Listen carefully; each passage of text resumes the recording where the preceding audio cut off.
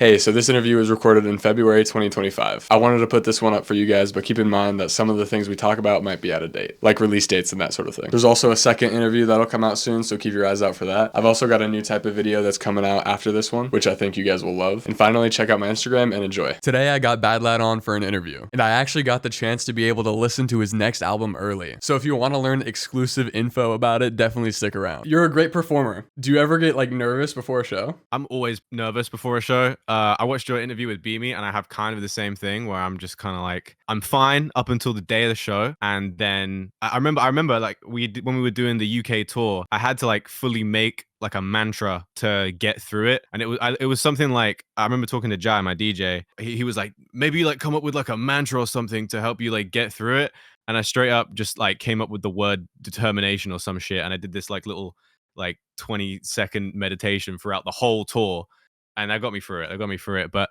yeah, stage fright is crazy. I go into like a bit of a silent ball right before the show, and everyone knows, oh, okay, Josh is like, he's doing his thing. And yeah, I'll be pacing up and down, kind of just like figuring out what could go down, what kind of like crazy shit I'm gonna do, what I might climb on. I don't know. You've climbed on things?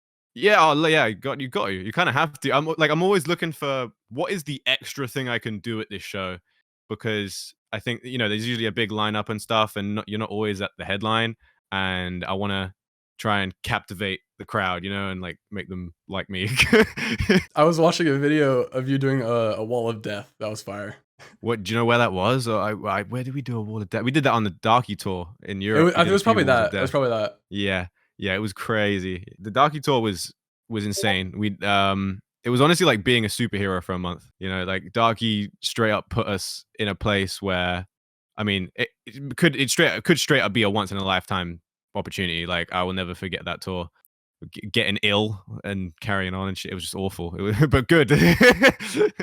Just watching the videos, it seemed like a crazy experience. And yeah, if you feel that way, that makes sense. Yeah, yeah. When you make songs, do you know how you'll perform them, or do you think about that when you make them? There's been so many times where I've made a song to perform, but there's also been times where I've made a song without any thought in my head of, I'm gonna perform this one day, and then a week will go by or something, and I'm playing back the song after like a good like ear break, and I'm just like, yo, I'm gonna have to perform this, and then I get this like, whenever I think of going on stage, I get it like butterflies in my stomach, man. It's like excitement and nerves at the same time. But yeah, I get so, one of them was like, I think it was Mother Father with Biv. Like, I was like, yo, I'm gonna perform this one day, and this is gonna like be insane, So there's been a few of those, and especially on the album that's coming up as well. Like, just thinking that like I get to almost like think in my head and imagine before it actually happens, and then when it happens, it's like a dream come true kind of thing. Yeah, Panic Attack, was that like hard? Yeah, because it seems like it would be. Well, dude, I mean, I can be like, like it's not. Yeah. I don't know why it's not actually not that hard to do it. But it is hard to do the Panic Attack like 40 minutes into a set, because you literally just have to hyperventilate. Yeah, it's painful. There's been I remember on the Absence tour, I was just like, fuck. Like, I planned the set to be challenging. I wanted it to be quite tough for me, and yeah, Panic Attack came around, and we actually ended. I remember on the Absence tour, I ended up removing a few like songs from the set, like on the day, because I was just like, it's not possible. But yeah, no, Panic Attack is a crazy one to perform live. I love doing that song. How much of the music that you make now is like scrapped? Because I know you used to put out everything. Yeah, it's a lot. That has changed a lot. I used to scrap basically nothing. I was, for most of my career, I was signed, and we were quite up against the grain. So it would be like, we'd make a song, and you'd basically work on that song until it was good enough to release. Like, you'd have a beat and you'd keep hitting it until it ends up working out. Because we had to put out a song basically every month. And since being unsigned, that's completely changed. I've got, I think, like 30 plus songs in the vault now. I've got a folder of just scraps. I've got a folder of half finished songs. It's a really new space that I'm in, and I got to find a way what to do with all of them. To be honest, I've got so many songs now. Is there stuff that'll just stay in the vault forever? Probably, yeah, probably. I mean, I'll look up some stuff now. I got some. I got this like half finished ideas folder. There's definitely some things that will like definitely not come out. Like me and John Cass, my producer that I work with, we love just kind of like going in with absolutely no plan. And sometimes we come out with something insane, and then other times we kind of just come out with something that's like probably never going to come out. Uh, uh, yeah, I've got a few of those now. But then again, like I'm thinking because of like the premise of what Bad Lad is, it's kind of like everything. So maybe there's a universe where I put out just like a scraps tape or something like that. I wouldn't be opposed to that. I love hearing those. What's your like relationship with consistency in music? It's all right. It's all right. I mean, for me, music is like kind of a vessel for everything else I want to do. Like I music is of such a fun medium to like get shit done, but I'm in love with to be honest, more so in love with every other part of the process. I love like packaging it all together and delivering it out. But that kind of sucks because then you just like you spend too much time packaging it and not actually just getting it out. Does that make sense? So when it does come out, it's usually like quite methodical. But yeah, my consistency is it's ropey at the best of times. I've gone on a lot of breaks. There's been a lot of like shifts in the business side of my career. Whether it's labels or not, and management and things. There's lots of different shifts, and consistency has been like my main issue, I would say, to be honest. Yeah. You've mentioned you've like learned on the job in the past. Do you feel more Mm. like sure-footed now that you're in the position you are? Yeah, I was thinking about that earlier, because I was listening to Absence. I just listened to some of my songs before this interview because I was like, he's probably gonna ask me some shit that I'm not gonna remember. Um, so I was checking out my old albums and stuff, and even now, like I remember making Absence, and we just spent so much time mixing that, and I was like, and now I think it's actually not that good, not that well mixed compared to like what I do now. But yeah, I've always been learning on the job. I've like I when I started making music, I was guessing. I've always been guessing, to be honest, and I think a lot of people are. But I don't have any background in sort of like instrument. I don't play any instruments. I got like an E in music and in my GCSEs. In E? I don't know they went that far down. Yeah, it's pretty far down, like right below a U or some shit, which is ungradable. But it was crazy. They only had like tests for like classical music theory, and I was like, fuck this shit. I want to make FL Studio beats and shit. Yeah. What was the question? My bad. Like you learning on the job. Yeah, yeah, yeah, yeah.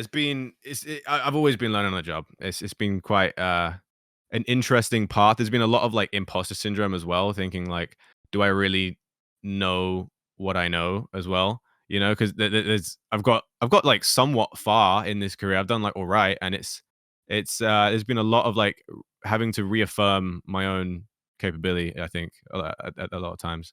And your video actually helped me a lot with that. Your video Thank you, where dude. you said why you should listen to Bad Lad. Yeah, thank you, man. It really opened my eyes. I remember I just pulled it up and I was like, "Mom, look at this." And me and my mom were just like smiling watching it. And That's and you awesome. summarized it so well. Yeah, you really did. Like, because I was in like a pit at that time. I was like really thinking like, damn, what the fuck am I gonna do? And then this random video came up and it was like, why you should listen to Bad Lad? And it summarized all these little things I've done through the years and really made it honestly, it made me feel like an artist. Like it was really strange. So thank you for that. I really appreciate that video. Dude, that's awesome to hear. Yeah, 100%. God's honest truth. Yeah. It's cool, dude. How do you go about like promoting songs? And like is there anything you like about that aspect? I know you said you like all the aspects of the music. Well, I think promoting has changed, man. Like promoting has changed a lot with the rise of TikTok and stuff. And I'm still kind of like getting to odds with like how I really want to present myself in that sort of like vertical format. We've had a few TikToks that have done all right, but I'm not really ready to like sell myself out to the you know what I mean, to the reels and stuff. But it does rack my head quite a lot. I really want to. I'm right now. I'm finding a way to package all of this music. I keep saying using the word package, but I'm really am trying to. I want to find the right time. I'm really paying attention. I'm paying attention to like the weather outside. I want it to be a specific like vibe of the year when this album comes out. And yeah, it's been putting stuff out is now really different that I'm like my own manager. And I think and I don't know if other people will relate because I've been signed and a lot of people aren't signed and they just are independent. So I have this like kind of weird mentality with releasing music where before every single used to be extremely important. There was money behind it. There was a team and shit. And sometimes the songs wouldn't hit, and it really like makes you think, well, what the fuck are we doing here? Why? Like, the thing that for me that has changed with promoting music is, well, like TikTok has kind of made music promotion free again. You know, what used to happen was we pay like advertising companies to put adverts on Instagram Reels and stuff, but not even labels can do that anymore. Labels are basically clueless. They like, you know, they'll sign an artist and do the same old method. Like, TikTok has made it completely different. Like, it's almost like free game for everyone if you can put the work in and be consistent. So yeah, you can't just, you know, we're not. I don't. In my opinion, I don't think we're going to get another Billie Eilish where a major just pulls up and puts tons of money into them, so you literally cannot avoid them. It's much more nuanced now. You have to kind of create a moment or jump on a moment. You know, you can't really create a moment. You have to encourage it. You know, it's weird. It's a new space, and I'm really struggling in a way to find my way around it. But I know the way I will go will come soon eventually. As long as you just gotta keep trying, you know? Yeah, I gotta keep throwing stuff at the wall. You have to keep throwing stuff at the wall. How has being signed like impacted that, or just impacted you as an artist as a whole? Well, I remember when I got unsigned, I had like a strange sense of fear because I was like, okay, it's just me now. Well, me and my manager, and it was almost like, how are we gonna continue doing this? Because I had to reprogram almost how I think about music, to be honest, in its entirety. I had to almost learn to be an independent artist. I always remember going to like see Darky and he'd tell me some shit and I'd just be kind of perplexed as to like what he was saying because he blew up in the most organic way possible, like literally zero business influence. You know, he was just good and just blew up. So I definitely had to figure out a new way of putting myself out there, and I was very scared at first. And I mean, I've only really put out 2 songs. No, I haven't. That's stupid. I put out it was all of last year that was independent, and I put 2 songs out this year. And I think last year was me kind of just testing the waters and finding out what it's like to be independent. I put out, you know, I put out Get Money and a bunch of those songs that were kind of genuinely me just being like, fuck it. Like, who I don't care. I'm just gonna put it out. We're just gonna see how it goes. And now I've hit that point where I like, okay, no, I want to make something a lot more concise as an independent artist, as a fully independent artist, because releasing an album is not easy. Like, it's a collective body of work that you put out and someone's gonna judge you for. So yeah, I want to make sure every aspect is kind of like organized and working. But yeah, it's been a lot harder. Not harder, but in a relieving way.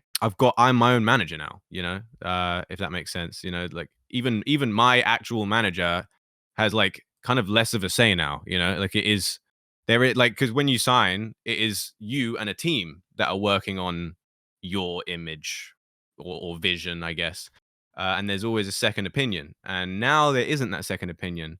And that's been like a big change because it is really just, is this right? I'm the only person who can figure that out, you know? I'm the only person who can like answer that. And that's the scary bit because I've got all these ideas, I've been planning so much stuff, but there isn't just someone being like, yeah, let's do it, you know? Like, you know, it's just me. And I guess that I'm just like everyone else now. So yeah. Yeah, that makes a lot of sense. I've felt that way too about like projects in general. A lot of people in this scene have like a character they portray, like maybe in their music or just in general. What are your thoughts on that? And how much of your like rapper persona is like a character? In a strange way, Bad Lad is me.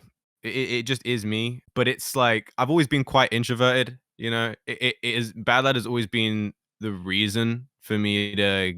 It's like an outlet in a way to be an extrovert. To be honest, like it is when you get on stage, all eyes are on you, and it is entertain. You know, it's either be funny or be crazy or and in the beginning that was like the only thing I had to latch onto. So I remember coming out with like striped fucking outfits and fucking red camo trousers and crazy mental hair because I wanted to entertain. And I guess that's just kind of being like developed throughout the years, you know.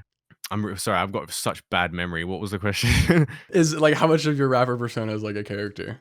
Sorry, because I've just like stopped smoking weed. I've got like such short term memory right now. It's actually crazy. But yeah, like yeah, it's not really a persona. It is more just like an outlet to be what I don't feel like I can in my normal life, you know? I'm quite chill. I'm like a lot of fans who have met me have been like, "Yo, you're actually kind of like chill and nice and all right and down to have a conversation." And I'm like, "Yeah. Yeah, not just like screaming. Yeah, no, yeah." You know, sometimes I think people just want to hear me scream, and then they realize I'm actually just a person. So, but I think I would like to make a character. I would like to have something that's different that is completely fabricated as like a concept or an idea. A lot of artists now are making their second account or making their other thing that they do. And the tricky thing for me is that Bad Lad has always, like, in terms of like genres and music, it's never been locked off in any kind of way. It's always been everything, you know. My first proper album, Lunatic, in my opinion, was just everything in one. So it's been quite hard, like finding what is the concept when I already have this concept that covers everything. So that's kind of like one of the big things right now that I'm trying to figure out. And I'm almost there. I'm almost there. I have a name. I have all this stuff, but I'm just, yeah, Oh, I'm really? not. You have it prepared? Yeah, I'm getting there. I'm getting there. It's not fully worked out. I don't even know if it's gonna be music yet. I mean, you and me were talking about some stuff the other day, but yeah, it's working. It's working. It'll be this year for sure. I'll figure something out. Hell yeah, dude. The day you sent me your album, I clicked on your story and I saw you talking about like recently quitting weed. How has that like impacted your art? Well, I haven't done any. Actually, I have done art. I have done some shit since quitting. The reason I like was smoking weed was I kind of just like I think 2 years ago, shit just started to fuck up, you know. And I think everyone's been in this scenario where their like life hits a bit of a brick wall, and you know you need some sort of vice that you've been kind of like teetering on the edge for, and you kind of just go fuck it, you know. So that was me with weed. I've never really been like a drinker or anything, and I was like, if I'm gonna have a vice, I'll pick the least fucking detrimental one. But after smoking it literally every day for like 2 years, and you know, not proud of saying that, but it does cloud your judgment because weed really makes you. You know, a lot of people smoke weed for inspiration and stuff, and yeah, it does like fire off a billion ideas and stuff, but it kind of, I feel like it impedes my ability to act on those ideas a bit. I'm like very I have so many ideas and now since quitting them, I literally want to tackle every I since quitting weed, I literally want to tackle every idea I've ever had at the same time. So I'm very motivated, but last night I was like pissed off. I'm on day 6.5 right now. I think probably 7 or something by now.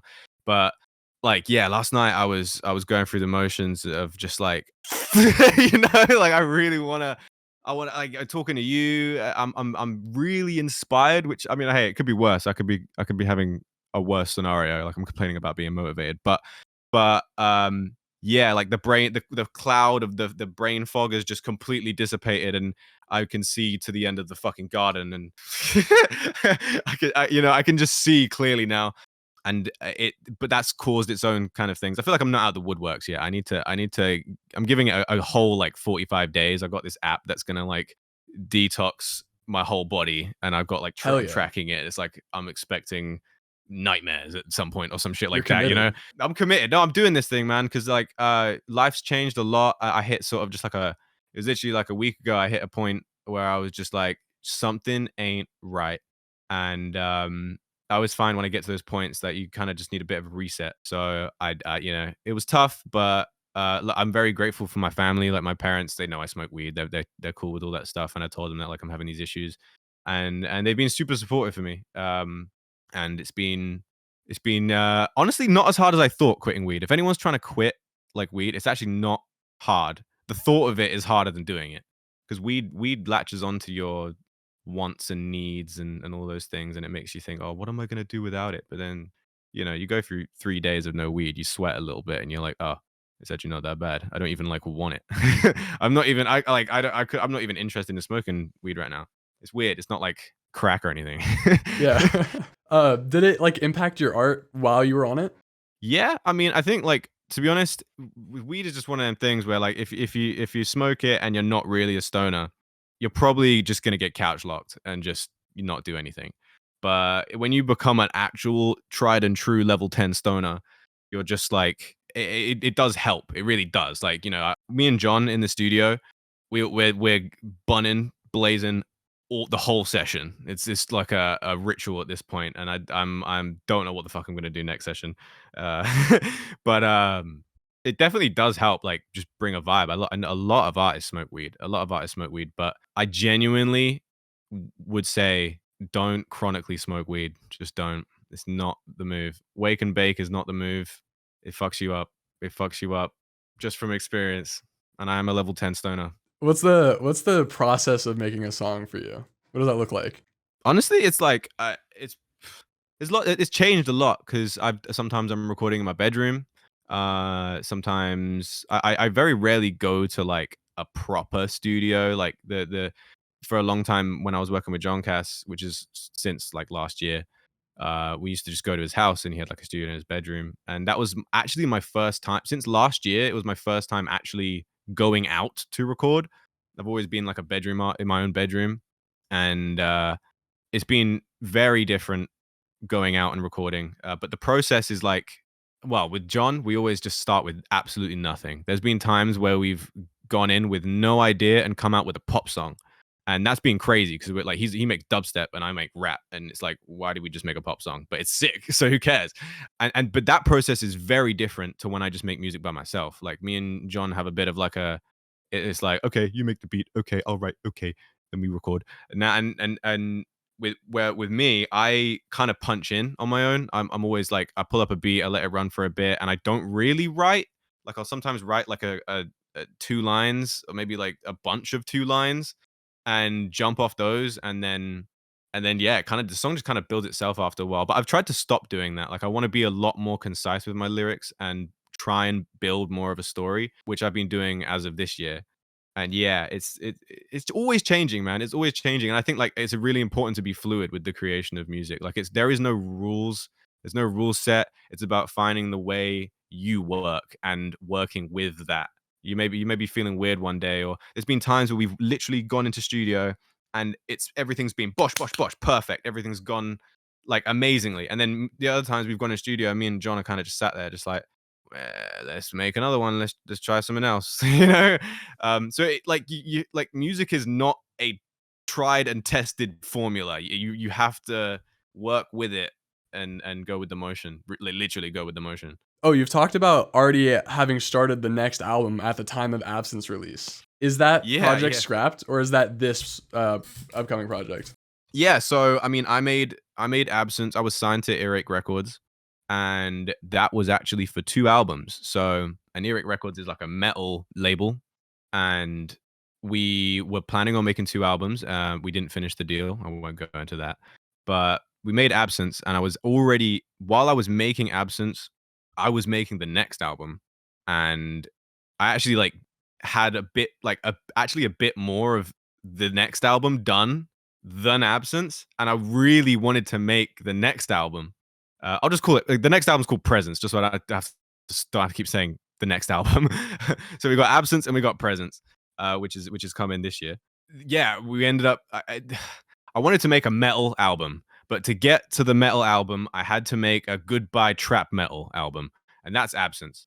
And yeah, I was in like a really rough place back then. I was living in London, and I had literally just been broken up with from my 4-year relationship, and I was going through it. I was straight up listening to fucking Radiohead and all of the old just like emo songs, like going through it, having my getting back in my emo bag, staring up at the fucking moon and crying type shit.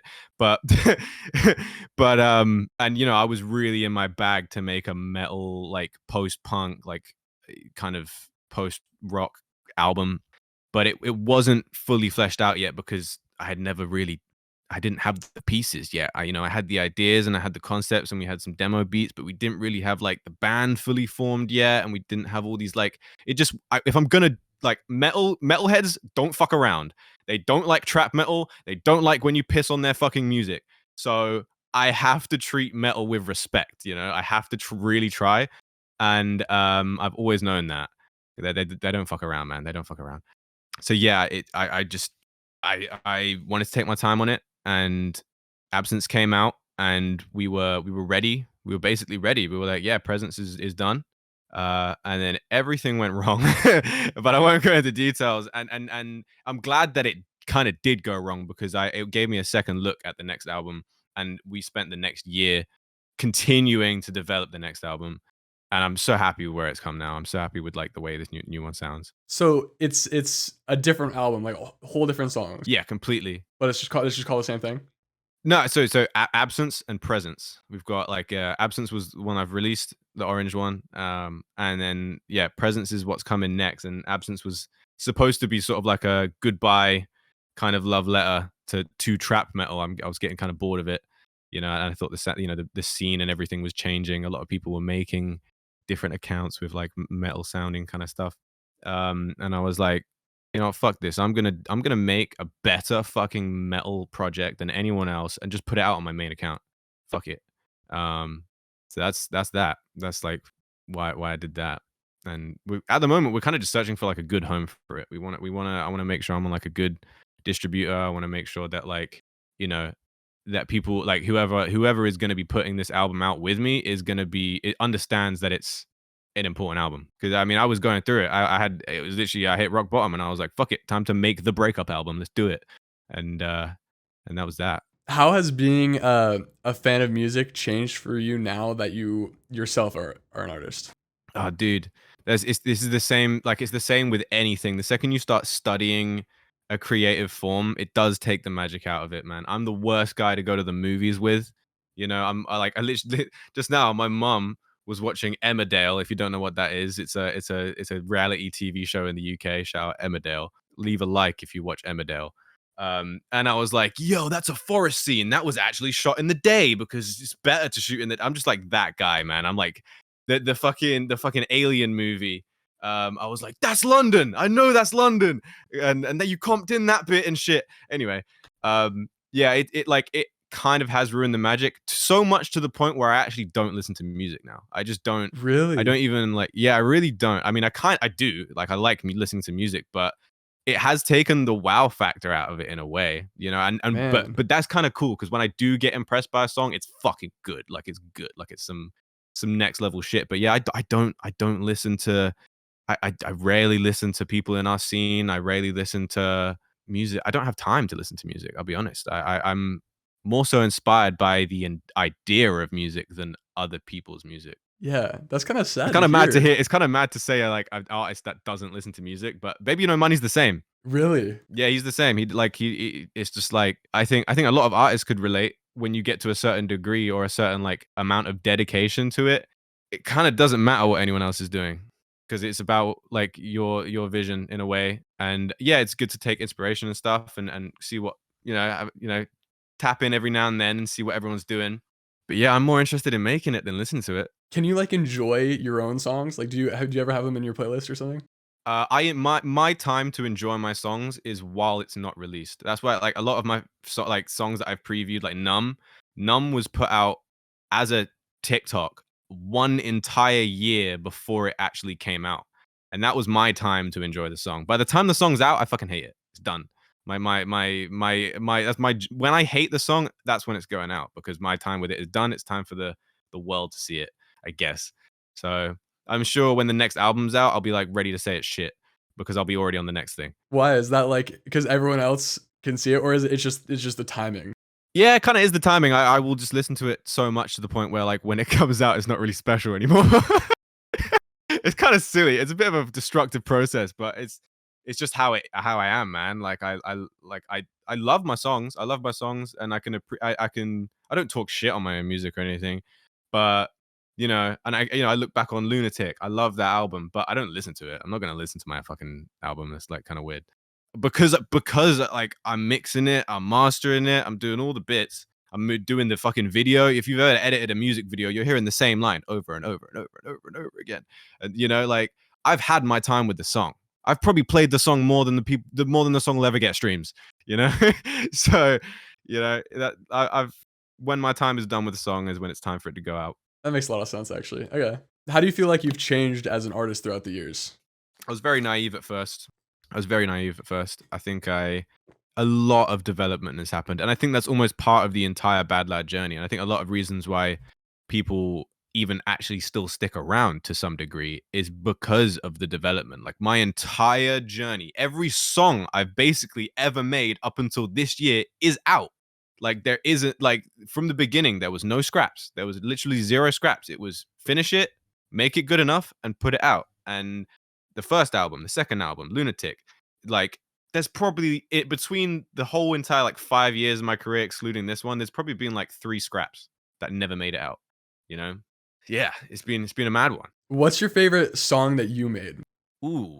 Well, I mean, given what I said, like to a previous question, it's going to be one that isn't out.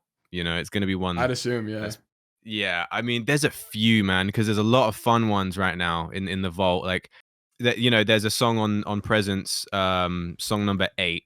It's I spent 12 days. Like I rented a studio for 12 days, and it was one where I was like, because my scream technique is not proper. It's like a self-developed technique, right? Machine? Yeah, it's machine. Good eye, yeah. But yeah, like my technique is not a tried and true fry scream. It's some sort of hybrid thing that I've figured out over the years.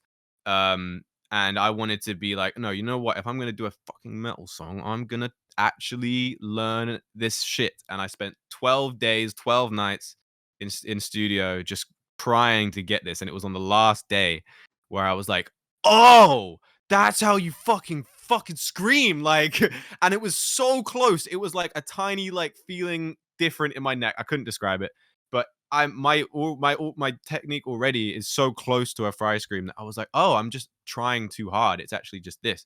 And taught myself the fry scream in a week. It was pretty cool. That's poetic. 12 days, 12 nights. 12 days, 12 nights. And that's why it's probably called Machine, because I was just fucking like, I'm gonna do this shit. But that's like probably my favorite off the album. But like, there's so many funny ones coming up. I've got stuff coming after the album. Like, I'm going into a bit more of like a EDM dubstep vibe after the album. That's gonna be funny because I mean, my first actual like introduction to music was dubstep, so I've been holding off on doing like that kind of electronic music for a long time, and I want to. Yeah, it's already sounding really good. I've just there's this artist called Heckler, who's a very good dubstep producer, and he was actually one of my favorite dubstep producers as a kid, and like the fact that I've now got a song with him is insane. You And do.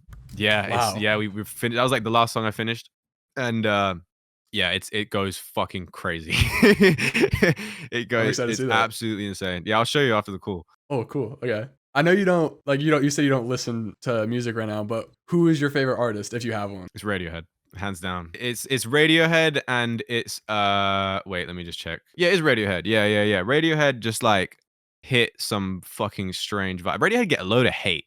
But I'm from Oxford, and Tom York is actually from Oxford. I didn't even realize we're from the same area. So and they like I don't know what it is, if there's some sort of Oxford telepathy going on, but he just speaks to me. It's such a weird melancholy vibe. System of a Down is also one of my favorite like bands of all time. Skrillex, like 3 Days Grace. I've got a lot of favorites. There's not really like a person I rep, like holy shit, they're my fucking favorite, and I'll die for them. But yeah, I really respect the greats in music. I really respect all of them. Like I love all kinds of music, all kinds. I don't have a specific flavor or kind of vibe.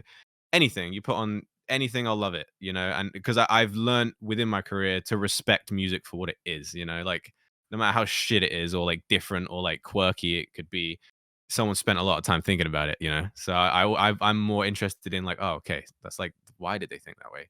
Why did they choose that mix? Why did they choose that bridge? Why did they choose that section?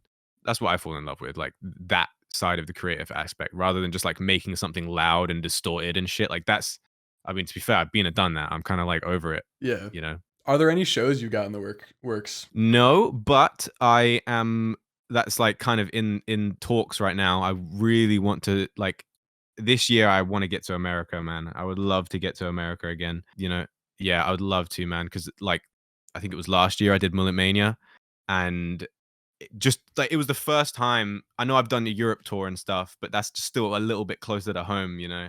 Been very isolated out here in the UK. But going out to America and just kind of seeing that, like, oh fuck, I've been doing this whole time for 5 years, and I'm seeing this. What the fuck, like, you know, it was crazy. Just like the amount of people coming up and stuff. Because I've only ever had basically the UK and a month in the EU to see sort of like my reach and stuff. And being out on this little fucking island has been very isolating, very isolating. I want to, and you know, obviously UK tours definitely going to happen this year. We can do that, no problem. I want to touch base in Germany and some of the biggest European countries as well. But right now, there's nothing really in the works. I'm planning it around this album release. Once we get those dates in, it's getting it in, getting it all uploaded and tell everyone about it, buy the tickets and shit. I watched the Mullet Mania video and I saw like, is that the one where you got your like mic unplugged like 3 times? Dude, holy fuck, that show, like, and this is why it sucks, because it was sick, or the crowd was sick, the energy was awesome, I was doing my thing, but yeah, fuck that sound guy, man. Holy like I probably got about 7 minutes of actual audio that and maybe 4 minutes of audio that didn't have bass problems. Like, God, I planned that set so much. I, you know, was working with cams who I, you know, we literally couldn't afford to bring my usual DJ over. So I was working with an American DJ, like literally on Discord, and like we went through so many different set styles, and I'm trying to teach him like, this is what I usually do, and like, how do we, like, can we, like, when I do this, you know, to do that, right? Yeah, cool. And it sometimes, yeah, when that kind of shit happens and you just get a show that just kind of flops, it's like because of like some sort of dumb shit like an audio blowout or something like that. It sucks. It sucks. And but the second I walked out of that show, walked off of the stage, like I had people coming up to me, and instantly it was like, oh, okay, I didn't do it. It wasn't like a total like mistake. Like people like, you know, and people were like really upset, man. They were like not upset with me, but they were upset with the fact that they didn't get to see more. They wanted more, which if anything is a good thing, because they'll come again.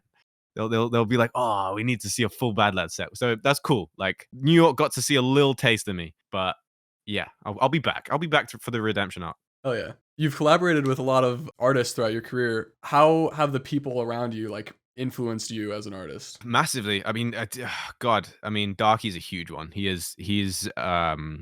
Darky changed my whole perspective on everything, you know, in many ways. He's a very prolific person. He speaks very wisely. And I think part of it has been sort of in a carrying the torch kind of way, not in like as literal as that, but like in his thought process towards things. I've been trying to like embody that a little bit. But you know, not just Darky, like Ollie from Static Dress, who's like they're a very super, they need to get more known metal band. Check out Static Dress if you fuck with metal, man. They toured with like Bring Me the Horizon and shit. But like they let me come on their tour for like one day to perform at the London show. And they'd been touring for 3 months straight. Now, I'd just done a 1-week tour in the UK. They've been touring for 3 months straight. And like at the end of our 1-week tour, we were all ill. Fucking everyone's dying. Everyone's got a hangover. Like obviously doing it like super rough and shit. But yeah, like going in there and seeing how like a real operation gets done. You know, because even with Darky, like he's still like very underground with his tours and stuff. That they're saving money where they can and stuff. But like this, I mean, to be fair, it's probably way different now. I haven't seen a tour in that Darky's done in the last 2 years. But you know, like with Static Dress, they were working with Live Nation and all this, you know, do it 3 months on tour, like kind of like yeah, and you see all the equipment and you see like they've got people running around saying, "Yep, here's your IEMs, here's your mic, here's your," and I'm like, whoa, this is a fucking.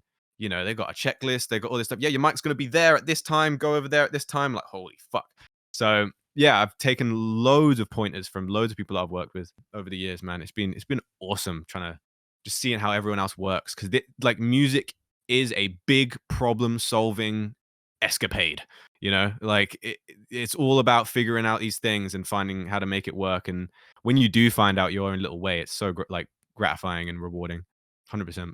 Ooh, okay. So you have a hand playing 5-Finger Fillet on Absence and a bandage hand on Presence. What's like the connection there? Did I get like stabbed? Well, to be fair, funny story. The Absence cover art was like, okay, this is so dumb. I have 2 friends, Prop and Jai, and for some dumb reason, we were in a Discord call and they were like, "Yeah, Josh, you should stab your hand open for a fucking cover art." And I I don't know, it must have been the weed, man. But I was genuinely, I had a knife to my hand. I was like, "Yeah, I'm gonna do it. It's gonna be sick." That's And then I metal. messaged my manager. Yeah, it was like I was thinking I was gonna be mad cool and shit, and then I messaged my manager. And he was like, "Yeah, don't do that. You're gonna fucking like lose all feeling in your hand. Like, don't put a knife to your hand, you fucking idiot." And I was like, "Oh, okay." So, bro, I had the knife and everything. Like, that was the knife. I was gonna do it, and and I had like a scanner, like a scanner and shit. So I was straight up gonna be like, scan that shit, you know. So Absence was supposed to be a lot more bloody, but anyway, we ended up realizing that's probably not a good idea. So we went with this sort of like, you know, what was the name of the game? Five finger fillet. Five Finger Fillet, right? We called it something else in the UK, but yeah, like it was that kind of vibe, and I went, you know, that tells enough of it. That's enough. And then, but then, you know, with what Absence is as an album, I think it's like sort of unclear right now as to that sort of thing. I think when people hear Presence, they'll get it. Like, I mean, Presence is a wounded album. You know, I was hurting, you know. Whereas Absence, I was kind of playing a game. You know, we're kind of just playing the game. That's like I think that's a good. I've never even put it like that, but and I'm happy you said that question because I haven't figured out the answer to that fully. But I think, yeah, Absence for me, Absence was always a goodbye trap metal sort of album, not a goodbye forever kind of thing, but just like, yeah, fuck you for a sec. And then Presence is, I mean, you said it yourself. It's a lot more like cohesive. It's like a bit more of a body of work, and it has a much more direct purpose behind it, which is Wounds, I guess, and also being present. I really like the guitar on it. It reminded me a bit of Prison because that's like your only song that you have out right now with like a ton of guitar, right? Yeah, well, Prison is like, I'd say like the most, like at this point in time, like my most fleshed out like metal, you know, new metal kind of track. Yeah, I think Lunatic kind of inspired all of that, man. Like we started doing guitars over beats for ages, and it was just like electric guitar just sounds so good, man. Like it's just amazing. And I think, you know, we've always walked that fine line of like scream rap, trap metal. Like everyone's got their different ways of like merging the two together and stuff. And it actually did hurt me though. Like there's been a lot of comments. Full Metal was like my first attempt at metal years ago, and you know there was a lot of people that that song did really well, like really well. And there's been comments that just said that like I'm so upset that like I came for metal and this is the only metal song this guy's ever done, you know. So Prison was kind of like that, and I know when I say like metal fans are, they get pissy if you fuck with their shit. So I don't just want to be like throwing out metal songs like willy-nilly, you know. Prison was again really tough. I still couldn't fry scream properly at that time. So it's always been walking this fine line of respect, you know. It's quite good that you asked the question of like how have I developed over time, because it has been slow and steady, but I have genuinely been developing. Like there has been, you'll see on Presence that compared to Full Metal and Prison, it's very like, it's obviously a lot closer to Prison. I think Prison is much closer to like the final form of my metal style, I guess. But Presence is very metal. You expanded on your sound with this new album. How did you decide that metal or like new metal was the direction you wanted to go with? It was generally just the headspace I was in. It was what I was listening to, you know. Yeah, I don't really make playlists on my Spotify. It's just I literally just use my liked songs. So if you just scroll through my liked songs, you just see the eras that I'm in my head, kind of thing. And it was what was getting me through everything at the time. You know, I was in a bit of a fucked spot. I didn't really know how to survive without my ex at the time. You know, like it was tough. I was like, what the fuck am I gonna do? And I continued to live because of like just life situations. I had to live with my ex for a year after we broke up. So it was tough. Like we went through some things. And yeah, I mean, I guess that would send any kind of guy into a bit of a fucking crazy spot. And you know, I was in my emo bag, man. I was listening to a lot of like math rock. That was like I fucking love math rock, man. A lot of Ecstasy. I'm just going through my shit now. And a lot of kind of like boom bappy shit as well, because I was really interested in how like New York rap, they're very, very good at painting like an image, like a lot of imagery and telling a very clear cut story about something that happened. So yeah, it was a lot of like Slauson Malone, a lot of like JPEG Mafia, Portishead, amazing like female vocalist, that does this weird trip hop kind of thing. I was really into just like dark, fucked up sounds, and how that can be. It just gave me some sort of like escape. I don't know. So I was like, yeah, I feel like I'm in a place to make something dark, that's just how I got through it, just listening to a bunch of that shit. And I was like, well, what better time than to talk about it on a few songs, you know? On Presence, you say you, hated this making the songs, or sorry, on Absence, you said that. On Presence, is it, like, the opposite, or was it still? Like, because I know it's about the breakup. Well, I mean, nah, I mean, the whole album isn't about the breakup. There's like one song there's a breakup song, but like there's a lot more stuff that happened in that time. But sorry, question again. I tried to correct you. What did you enjoy making Presence more than, Absence? Yeah. So Absence was kind of stressful because the reason why I was having a tough time making Absence was because I wanted to make Presence. I was desperately in a position where I wanted to make Presence, but Absence had already started coming out. Like we'd done a few singles, or it was either we'd done a few singles, or it's just in that place where it's like the deal was fulfilled with Absence. Presence is nowhere near kind of like fully. It's not releasable, right? So I was in a position where I was kind of just getting fed up, and I thought the only way to kind of like make it work was to make it like, because Absence was half finished, and I was like, well, like I'm probably gonna end up start rapping about how much I hate rapping about this, you know. So yeah, Absence it was tough because to be honest, I wanted to make Presence, and I felt sort of pressured because of the label to get it done, you know. And I remember like I was sending, like there was a guy in the label that I was like kind of like a bit more chill with, and I was sending him like present singles, like being like, dude, this is what's coming, like this is what's fucking coming, dude. And he was like, this is sick. And yeah, it's just a shame it didn't work out there, but you know, everything's supposed to happen for a reason. But to answer your question with like presence, I think it yeah, presence has been a lot more fun. I think no one likes making something that they don't want to make, and I genuinely needed to make presence to feel some sort of release. And yeah, and to be honest, it's really interesting you say that, because Presence then took another year to like fully be complete, and you know, so you do go through these phases as an artist where you feel like in a complete state, like the perfect state to make a certain song, and then you kind of actually like like in your normal waking life, you kind of get over stuff and you like feel better, and then you're like, damn, the album's not done. I have to like somehow get back into that headspace.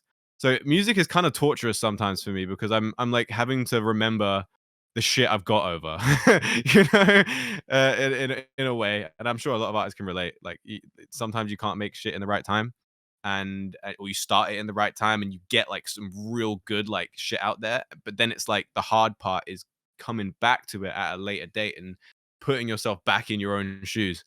I mean, yeah, it's like that's always been a thing for me, because I'm very slow and methodical with my songs, so I'm always missing the fucking jump with it. But I'm getting the jump, but then I'm not like, you know what I mean? You know what I'm trying to Yeah, yeah. say? What's the, like, story behind both of the names? Like, you kinda mentioned, like, Absence, like, maybe you like because you didn't like making it, or Presence because you do, Yeah, or yeah. I mean, I think it's probably been so long that I've truly forgotten the actual meaning. I wanted to make an A side and B side kind of album, right? And I definitely have this written somewhere in a fucking document somewhere. Like someone definitely asked me when I was making Absence, and I was like, "Yeah, I'm gonna say this because Presence is coming." But I think the reason why I wanted to have some sort of like negative and positive connotation. Absence was like, again, it was like the goodbye trap metal album, so it was me being absent from, I guess, myself in a way, and searching, like trying to find myself, I guess, you know. It's almost like the last hurrah of my trap metal, you know, style, I guess. I keep saying trap metal, but that's like such an old name, like scream rap now. And you know, it's always been just looking back at my other projects, the I wanted to make something more cohesive than those, something that's a bit more single thought, a bit more single track, where all songs run through in a specific vibe, rather than Lunatic, where the actual vibe was I want every song to be for someone else. You know, I really wanted to make Presence feel like I was present in the creation of it, if that makes sense. It's like it's very like loose. It's quite loose. It's not like as clear cut as that, as you know, I'd like it to be. But I've even thought about changing the name, but I think we're here now. So to be fair, you know, fuck the name. Like it's about the music anyway. So yeah. I kind of interpreted it that way. Yeah, yeah. I didn't want it to be like too hard to figure out. Yeah. For the album, it's 10 tracks. I noticed a pattern of two. I was wondering if that was intentional, like two calmer songs and two more upbeat songs. It did end up going like that, you know, but honestly, I bet like when I'm making an album, I'm listening to the end of the song, and Presence has had so many different versions, even Absence. This is the same with all albums, but when I listen to the end of the song and then the beginning of the next song, and I will know straight away within like 2 seconds. Like me and my manager just do it all the time. It's like, nah, that's not right. It's not. It's just like the only way I could describe it is if you're trying to produce an album, like listen to the songs back to back, and this is just how it ended up sounding, you know. Like sometimes you have a finale kind of track, and you know that that's where that's going to go, so it can narrow it down a little bit. But when it comes to like the actual track order, it's really about feeling for me. I don't want to have like a chill section in the top half and a crazy section in the bottom half. No, it's genuinely about how it flows together. They're literally like snow. I think it's Snow Globe. Yeah, yeah. So the first song and the second song, like there's like a really like whammy ass guitar on the end of the first song, and then the second song starts with like a very similar kind of vibe, and that was like, okay, that's song two. It has to be song two. Like the way that the guitar sort of like, it was never designed to fade into each other or anything like that. It's just sonically it works. And that's how I define like the order. But it did end up in twos. Like it did kind of end up in twos. I also feel like the album sort of progresses in intensity a little bit, like Yeah, as you 100%. go through. Yeah. So yeah, that's just kind of how it went. And like listening to it through, it feels right. That's like there's no argument about it for me. It's just like it just feels right. I really like this album. I've listened to it a few times already. Oh, thank you, man. That's cool. I don't know if that's allowed, but I did. Yeah, bro, you go for it. I mean, I made the password. Well, fuck, delete that. But yeah, no, like I'm really glad you like it, man. I've not sent it out to too many people. I've, you know, the close friends have all heard it and stuff. I love getting opinions on it because I mean, to be fair, I don't really know like what's your history listening to me? Okay, my music history is very, very basic, very broad when I was really young, and then I turned to like literally only listening to Juice World, and then through that, I was trying to get like to unreleased songs from Juice World on YouTube Mm, Music, and then through that, I got recommended Darky, got recommended Gas, and then that's how I found damn, you. yeah, damn, gas. That's gas.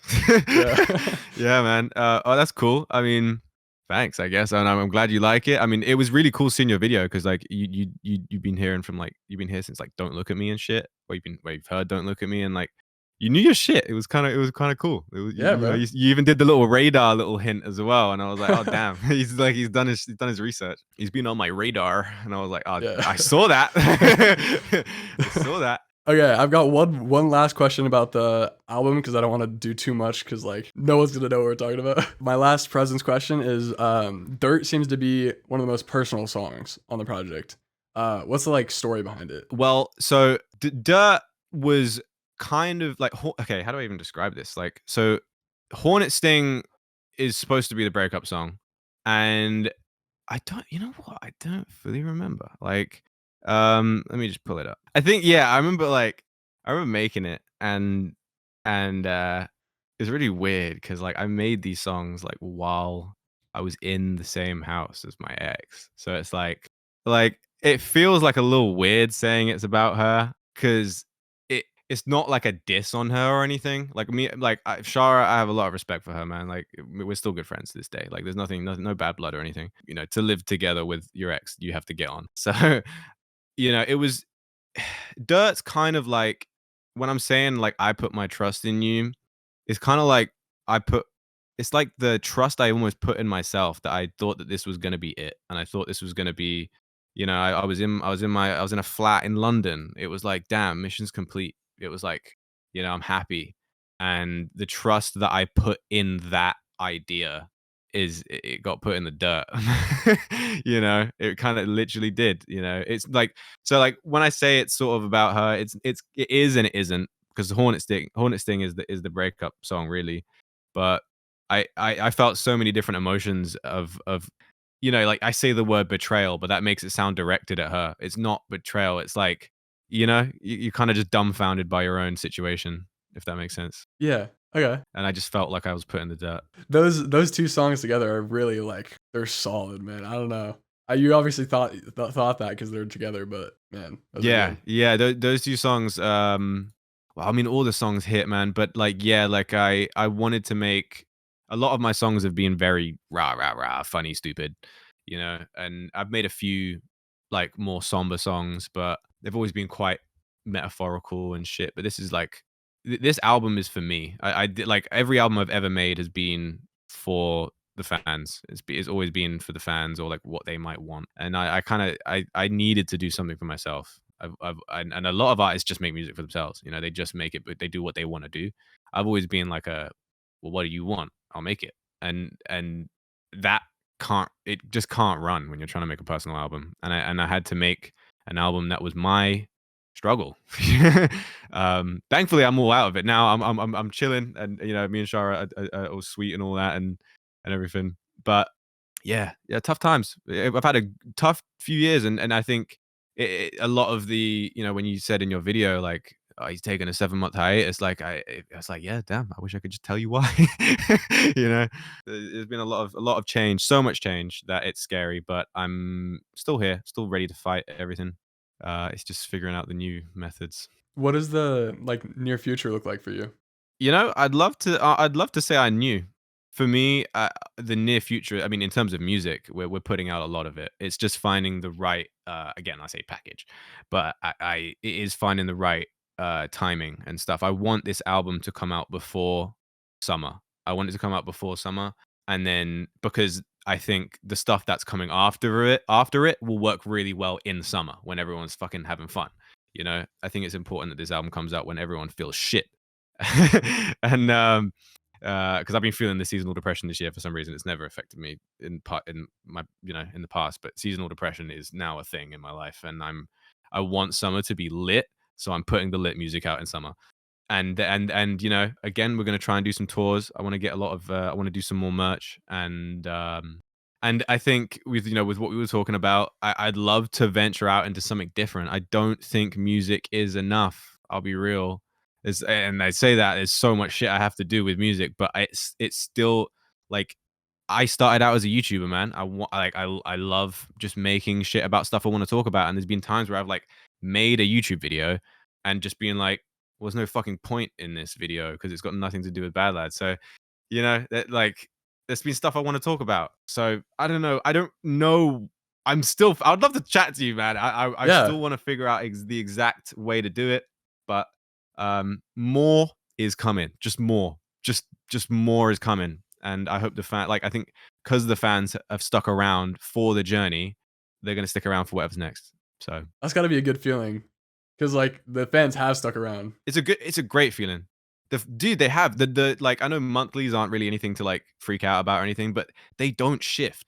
Like they've stuck at 250,000 whether I release whether I don't release for a year or not. They just stick. So I'm so grateful to the audience like that I have. Like they're fucking awesome. Some of them aren't. But, you know who you As are, with any cunts. fan base. As with any fan base, you know what I mean? We've had our crazy motherfuckers out over the years, but yeah, no, I'm honestly so grateful for this like fan base that I have. And I have to remind myself more often, man, because that is such a big motivator. Like knowing that there's people behind you and they want to see what you want to do, that shit will keep me awake at night. So I want to provide, and I want, and it's just it's that like the selfish, and also the what's the other opposite of being selfish? Selfless. Selflessness of, yeah, of just, you know, I want to provide for people, but I also want to do what exactly the fuck I want to do. And it's that balance. It's like, you know, the consistency that you were talking about. What are your goals for yourself as an artist in the future, if any? My next actual goal is to put out a fully self-produced album. My first album was completely self-produced, like way back in the day where I had no fucking help. It was like, okay, teach yourself to produce. So I did that, and like part of me is like I kind of got away with enough back then because trap metal never had like mixing rules and shit. But I think like the standards have gone up way higher since then, like since like 4 years ago. And I want to make like a really good self-produced album or EP or just project of some sort. And I want to like sort of reach the same vibes that I had back when like punk came out. I want to have like my next craziest song. I want like, and I'd love to go in with that kind of vibe after coming, thinking, okay, Presence is gonna come out, thinking like the kind of vibes that's gonna be, and then like whatever's next on the electronic kind of thing. After that, it's gonna be a self-produced album. I love that you think about how everything's gonna be perceived, like from your fans, because like I know like It's some artists important. do that, but like yeah, it is It's really important. important. Because I mean, at the end of the day, and it pisses me off a lot, man, because this whole TikTok thing is like, it's teaching people to just like kind of treat people like droids, like at the end of the fucking phone is another human being who's struggling with the same kind of shit and is stuck in the doom scroll. Like I feel quite weird like doing a lot of like, I've even spoke to Darky about this. Like I was like, isn't our career just like taking people's attention span away? Dude, you should Like not feel bad about that. yeah, I know, true, but like to some fucking weird way, it's yeah, I try to remember that there are genuinely just people at the end of this fucking phone, and a lot of people. I genuinely, hey, in the comments, who do you think I'm talking about? But there are some fucking artists who take the piss. There are some artists who think that it's all about money and all about the numbers and all about fucking just getting big. Like you're a fucking musician, man. Like you're putting your whole shit out there. Like people can read you like a book. Come on, man. If you're not making this for the right reasons, then fuck off. In my opinion.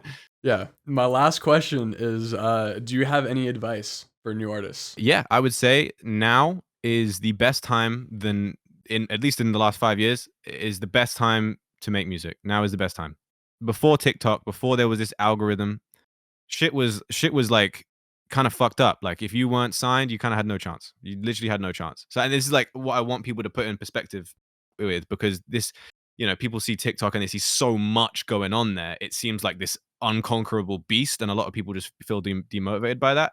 But put things into perspective, now is the best time to try your shot at whatever you want to do, because labels ain't got that knack anymore. You can't just money pump into someone. Like if you haven't got talent or some sort of creative ability or something that people connect with, then you're not going to get views. The label can't just manufacture that anymore. It's like the algorithm, albeit is a bit of a bitch, but it has enabled the same like chances for everyone, which is why it feels a bit like crazy and like you're kind of small in this like massive sea.